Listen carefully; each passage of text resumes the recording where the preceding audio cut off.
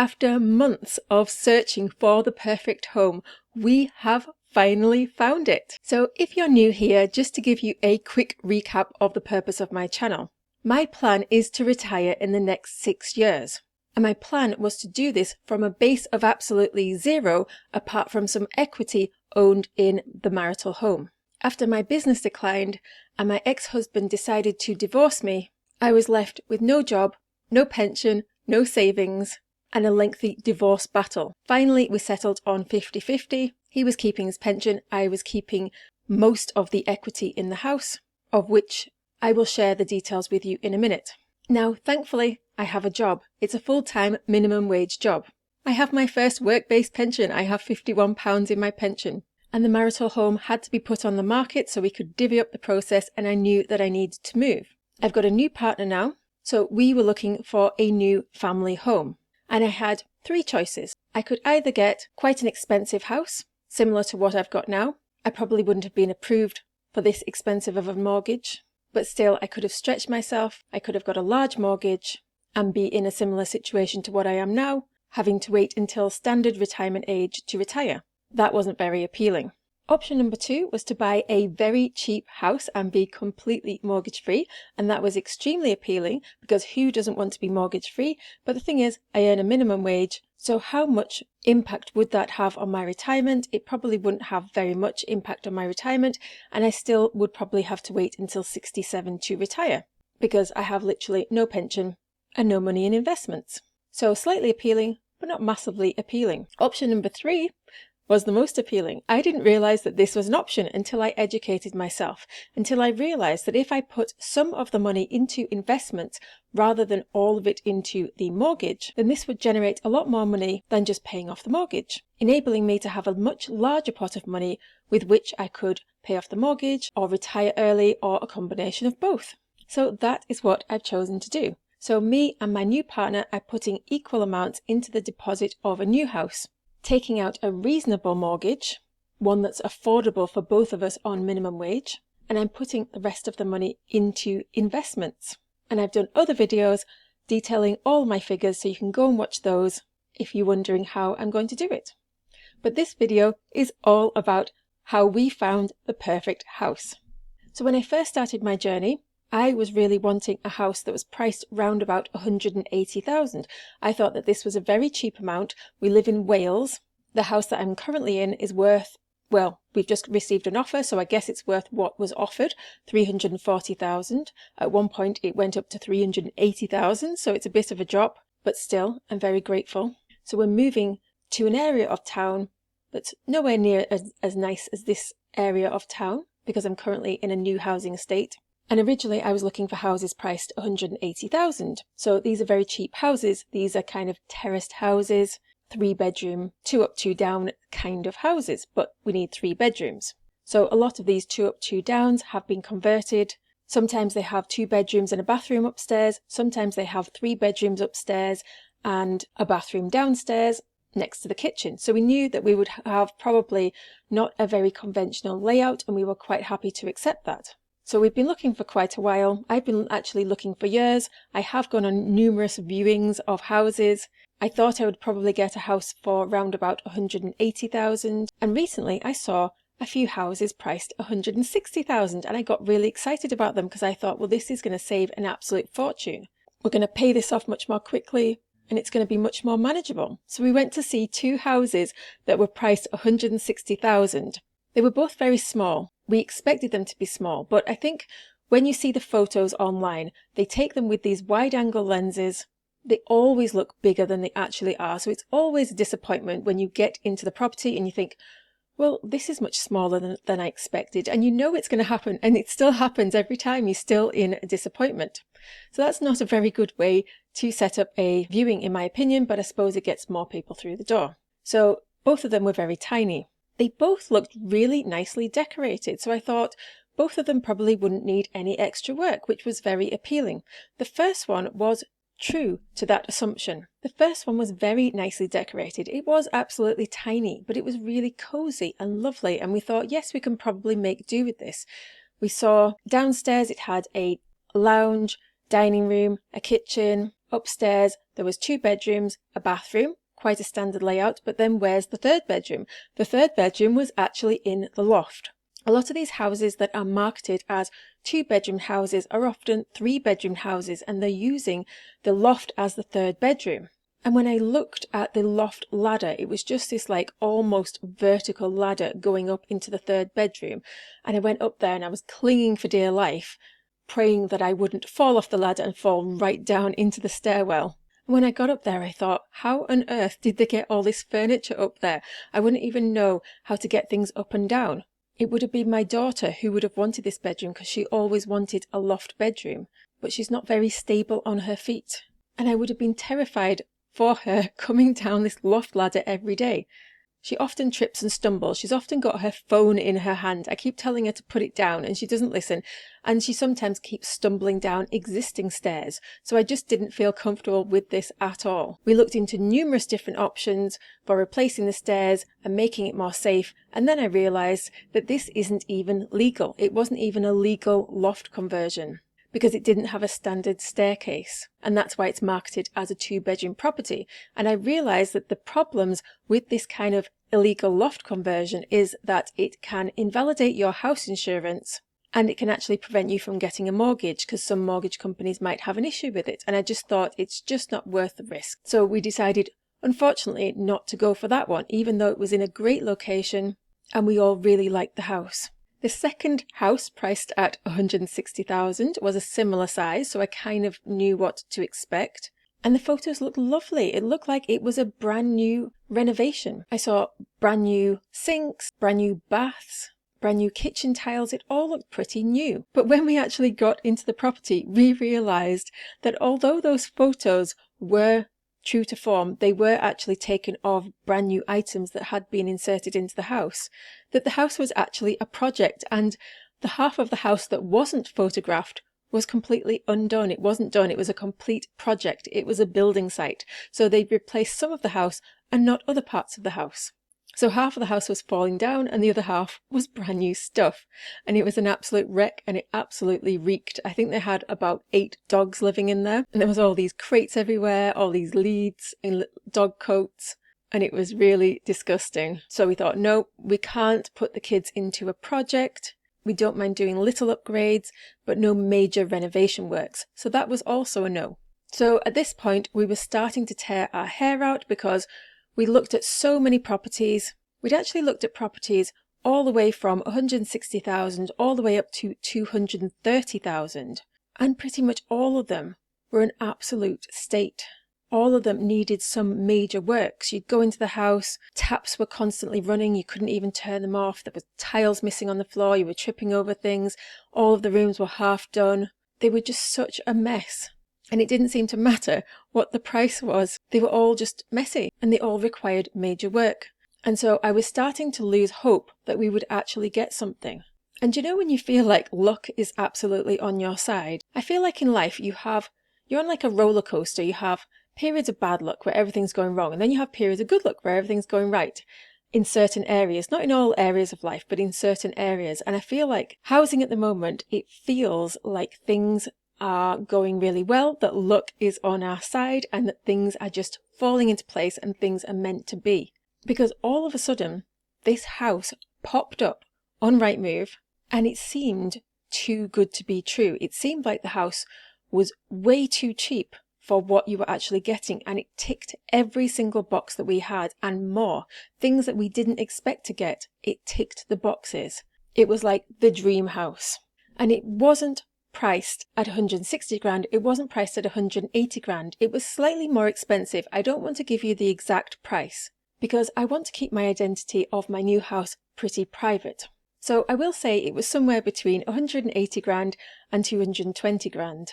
But I'm not going to give you the exact price. But all I can say is this property, to me, it was 30 grand underpriced, at least. I have never seen any other property in this good quality ticking all of these boxes, and it's absolutely perfect. It's everything that we needed and wanted. Yes, it is a terraced house, and yes, we have to park on the road, but there's no issue with parking. Parking is amazing. It's in the perfect location, exactly where we wanted it for the kids, where all the kids' friends are. enabling them to walk to school easily. It's very safe. It's a lovely, quiet area.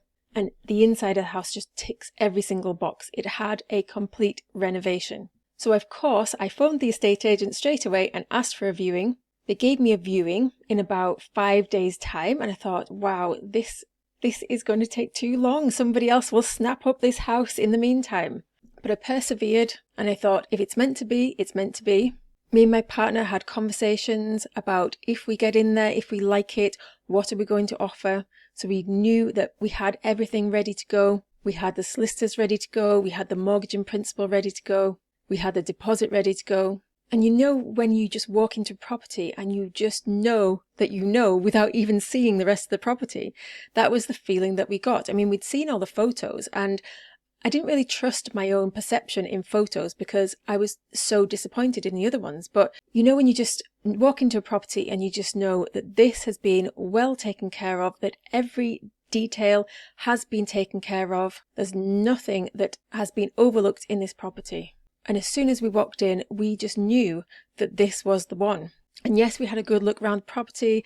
Every part of the property was absolutely perfect. And we made them an offer there and then. And the estate agent says, we'll have to check with the buyer and we'll get back to you. And that was an agonizing wait overnight. And as soon as they opened the next morning, I phoned them up at 9 o'clock and I said, did they accept the offer? And they said, yes, they accepted your offer. And because that night I had sent all of my details to the estate agent, they managed to take it off the market immediately. And the offer was sold subject to contract immediately. And they had a whole week of bookings lined up for this property. So many people were interested in it because they probably thought the same as me, that this is well underpriced. This is an amazing deal. This is absolutely perfect. It's too good to be true. And we got it. I'm absolutely amazed. And I was absolutely over the moon. I just couldn't believe it. So yes, the house is slightly more expensive than we wanted, but I'm going to show you in a minute whether or not this is going to have an impact on the amount of money that I'm going to put into my retirement pot and whether this will affect the age at which I can retire. So as soon as they accepted the offer, I notified my solicitors, I got a mortgage broker, we immediately put in the application with the mortgage broker. And you'll never believe it, but the mortgage got approved on the same day. I didn't even know that this was possible. She said it would probably take up to 2 weeks. And I thought, oh, they'd probably say 2 weeks. It'll probably be like 3 months. But it wasn't. It was actually the same day. I couldn't believe it. And this is because they didn't even want to come out to the property to do a valuation. They just did it online. So they were able to process it in the same day. And this is how I know that luck is on my side at the moment because everything is just falling into place. So let me show you some of the figures and let's see if this fits into the retirement plan. So I just wanted to very quickly show you my house moving property calculator spreadsheet to show you whether or not this makes a difference to the amount that I need to retire early, taking on a higher house buying price than I wanted to. So I have gone over this spreadsheet in a lot more detail in my previous video about the offer that I received on the house. So I'm not going to go through the first part, which was the house selling price. I'm just going to explain the last part of it, which is the house buying price. So originally I had 180,000 in here, and as I said to you that a house is more expensive than we wanted, but I'm not telling you the exact price. I'm putting in 210 as an illustration, but this is not the exact price that we are paying. I'm not going to reveal it because I don't want people finding it on Rightmove.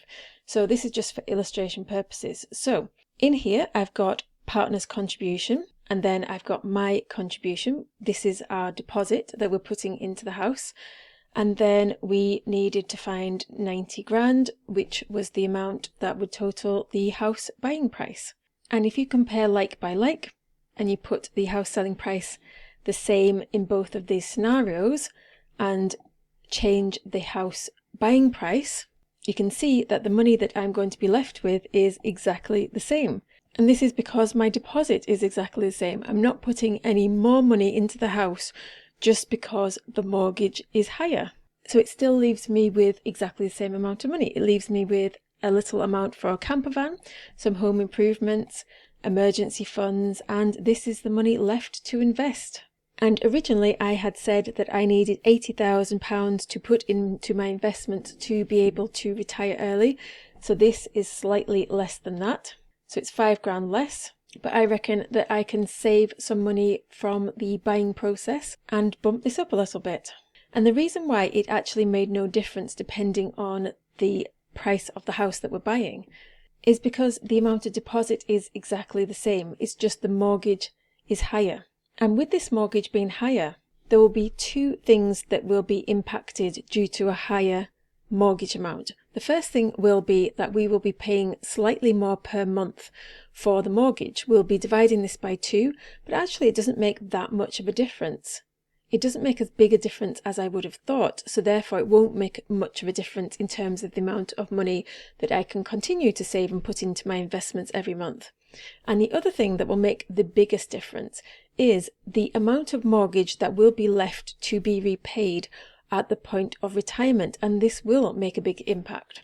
So when we come to retire, we will still have a significant mortgage. And at that point, there will be several things that we can do. One is that we can continue to pay this off, and that would mean I would need to withdraw more money from my investments. The second thing I can do is dependent on who's still living in the house at the point of retirement. If my kids are still living in the house, if they have jobs, maybe they will pay rent and that will cover the mortgage. If they have moved out, then we can do some house hacking, maybe get some lodgers in, do some Airbnbs, maybe do some supported lodgings, having some young people live with us, that kind of thing. There are so many different things that we can do. We can also downsize again. If there's only me and my partner left in the house, we don't need a bigger 3-bedroom house anymore. We can downsize into a much smaller 2-bedroom place and then just pay off the mortgage completely. So this makes absolutely no difference to us whatsoever. We have various different options, and actually we didn't need to go as cheap as 180, 160,000 because everything is still going to work out just fine. So what did you think of those numbers? In future videos, I will show you some more of my numbers and how I'm saving more money in the moving process. I love it when people have criticisms of my videos or comments or suggestions because it really does help. And I never get offended. I don't get offended by people criticizing me. It doesn't bother me at all. I don't really mind what people think of me. But if people are genuinely helpful, then that really does help me.